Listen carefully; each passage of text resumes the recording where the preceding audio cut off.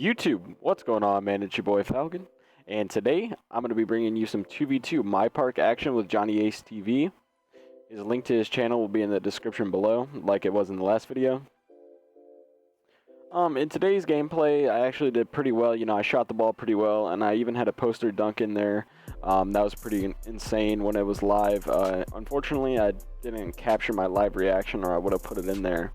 And we ended up going on a little streak while we were playing twos at Rivet, but you know, people really didn't want to play us, mainly because I think Johnny was a Legend 3, and you know, when you see a Legend 3 streaking, you really don't want to play them, so we ended up having to travel and continue our streak.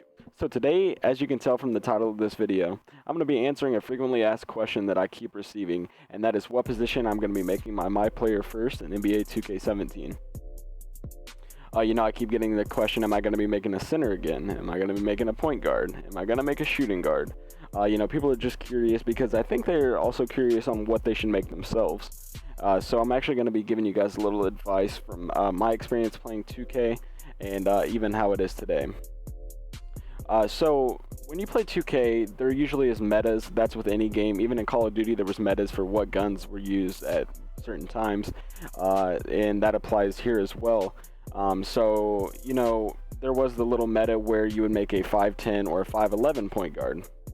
Then there was the meta where you would make a 6'2 point guard.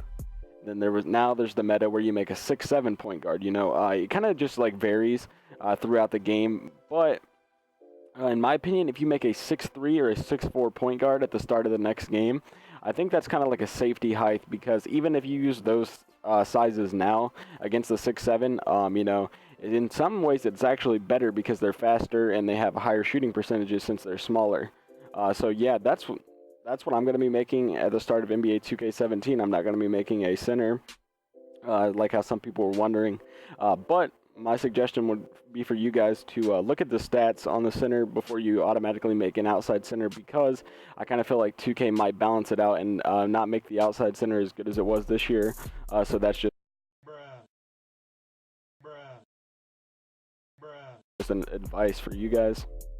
So yeah, like I said, I'm going to be starting off at a 6'4 point guard. You know, that's also leads me into my next topic, and I want to know what you guys will be making first for your character and your player for MYPARK for next year as well, because you know, maybe your guys' input will maybe change my input. You know, maybe I will you know, see things differently, and maybe you guys will help me realize that maybe a different position or size may be better. But as far as 2K16 wise, small forwards are okay, but shooting guards, you know, why make a shooting guard when you could just make a point guard? And maybe 2K17 will be like that again.